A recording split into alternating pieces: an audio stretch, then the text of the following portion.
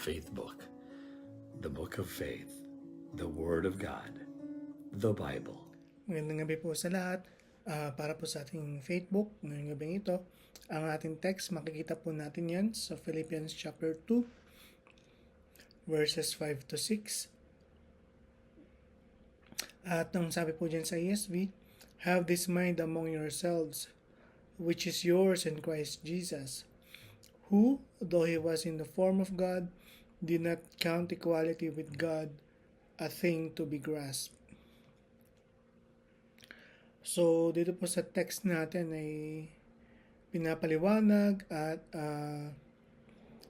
sinasabi ni Apostol Pablo sa mga taga-Filipos kung ano dapat yung gawin nila, no? Ito po yung passage, isa sa mga passage kung saan naunang binanggit ni Apostol Pablo yung application bagay yung kanyang pagpapaliwanag, ano po. At yun po yung makikita natin dito sa ating Panginoong Jesus, dito sa ating passage nito, sa maiksing passage nito, sinabi ni Apostol Pablo ng ating Panginoong Jesus, meron sa kanyang a thing to be admired and the thing to be applied. Ano po? At unahin natin yung the thing to be admired, no? Makikita po natin yun sa verse 6. Kasi nauna yung application eh. So, para maayos lang po yung pag-aaral natin, unahin natin yung ano ba yung dapat nating i-admire o hangaan o maging mao tayo, kumbaga mabighani tayo sa katangiang ito ng ating Panginoong Jesus. At yun po ay ang kanyang humility. Ano po? Sabi dyan sa verse 6, "He was in the form of God." No? Pinapaliwanag po dito ni Apostol Pablo, pag binasa niyo po yung mga succeeding verses, kung ano yung pinakita ng ating Panginoong Jesus, at yun po yung kanyang kababaang loob, yung kanyang humility. Dahil siya ay nasa form or nasa being ng isang Diyos. No, dahil siya ay Diyos, no, yun po yung explanation dito ni Apostol Pablo. Pero hindi niya po pinanghawakan yun nung siya ay nagkatawan tao, no? Yung kanyang being God, he did not count equality with God a thing to be grasped, no? Ibig sabihin, hindi niya pinanghawakan yun, although hindi po nabawasan ang pagka-Diyos niya nung siya ay nagkatawan tao. At yan po ay makikita niyo rin sa verse 6, dahil siya nga po ay nasa form or nasa being ng pagiging Diyos. Ano po? Hindi po niya hinubad yun nung siya ay nagkatawan tao, kundi dinagdag niya lang po yung kanyang pagkakatawan tao. Ano po? Pero kahit nga po Diyos pa rin siya nung nagkatawan tao siya, hindi niya pinanghawakan yun. Pinakita niya yung kanyang kapakumbabaan nung nagkatawan tao siya para mamatay sa ating mga kasalanan. Ano po, ganun po kalaki yung humility. O ganun kalalim yung kanyang kababaang loob na pinakita, ano po, nung siya ay nagkatawan tao. Yan po ay inaalala natin nung nito lang nakaraang Kapaskuhan, ano po. Sabi nga ng isang sikat na author, yung pagkakatawan tao ng ating Panginoong Jesus ay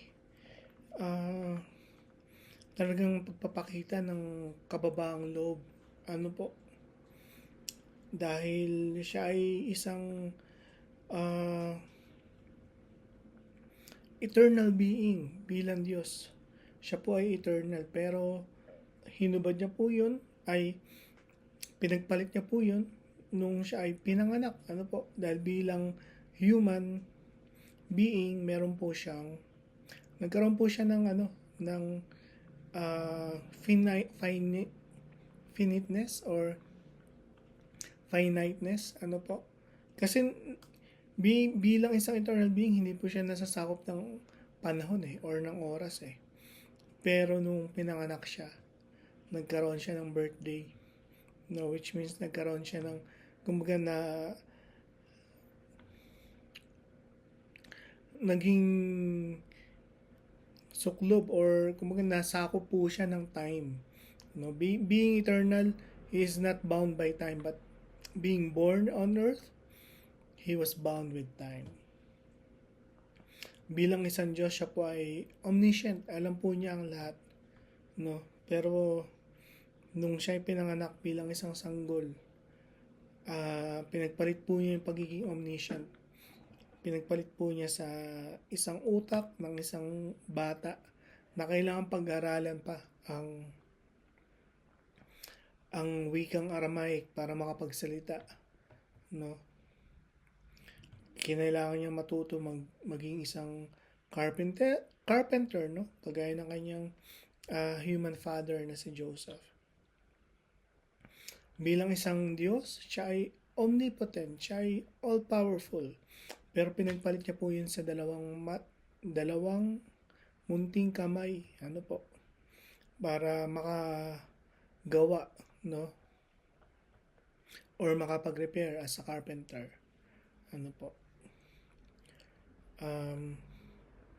Bilang isang Diyos, siya ay omnipresent, pero pinagpalit niya po yun para maging pinagpalit niyo po yun sa dalawang paa para makapunta mula sa isang lugar papunta sa isang lugar, no? Kailangan niya maglakad, minsan gumagamit siya ng bangka, minsan sumasakay siya sa asno, pero most of his time dito sa mundo siya ay naglalakad para makapaglakbay, no? That's the thing to be admired, no? From our Lord Jesus Christ. Pero hindi lamang po yun, sabi niya sa verse 5, have this mind among yourselves. That's a thing to be applied. Ano po?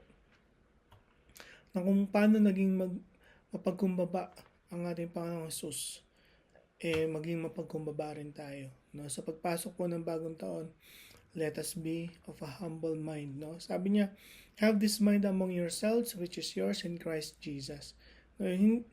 Nung diniscuss niya po yung humility ng ating Panginoong Jesus, no? Hindi niya sinabing ang ating Panginoong Jesus lang ang may kaya nito, no? Pero sabi niya, kaya niyo rin gawin to, na maging mapagkumbaba, no? Yung mindset ng ating Panginoong Jesus nung siya ay nagkatawang tao, siya ay nagpakumbaba, kaya din natin gawin yun, no? So there's a thing to be admired and a thing to be applied, at nawa po sa harap natin sa bagong taon, kagaya ng admonition ni Apostle Paul sa mga Philippians, have this mind among yourselves. Nawa po ganun din ang maging mind natin or mindset natin sa pagpasok ng bagong taon. Manalangin po tayo. Panginoon Jesus, salamat po, Panginoon, sa inyong kapakumbabaan na pinakita, no, and dinemonstrate nitong inaalala namin Kapaskuhan, Panginoon. Nawa nga po, Panginoon, masunod namin ito. Masunod namin ang inyong halimbawa. Masunod namin ang inyong ehemplo na magpakumbaba, Panginoon. Pagharap po namin sa bagong taon, mas maging pagkumbaba po kami, Panginoon.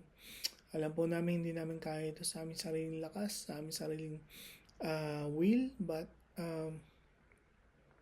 with the enabling of your Holy Spirit, we can do this, Lord. Ito po kami sa madalangin sa pangalan ng Jesus. Amen. Magandang gabi po at maraming salamat.